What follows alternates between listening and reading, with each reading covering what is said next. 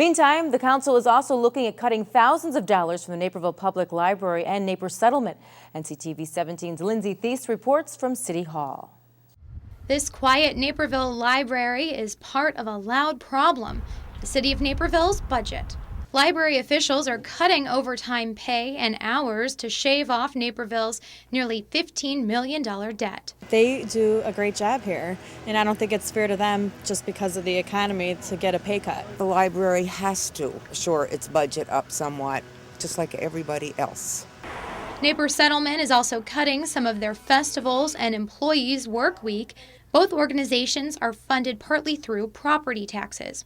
Of the $7,800 the average Naperville resident pays in property taxes each year, about 10% goes to the City of Naperville.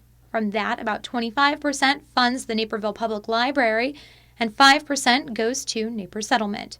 The group's cuts were part of the discussion when city officials decided to raise the property tax rate this week. About $900 comes back to the city. The extra 2 cents would mean about a $25 increase to that annual bill. Councilman Grant Worley hangs his property tax bill in his office. He says to remind him of why he votes no for property tax hikes.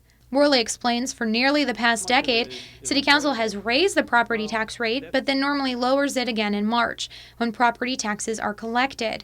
It's just not the right way to go about it. We need to look internally and make sure that our house is in order before we reach into the taxpayers' pockets. One way city officials are trying to get their house in order, a November meeting where they'll look at a list of city services, including items like fire and police pay and snow plowing, and determine what can be cut.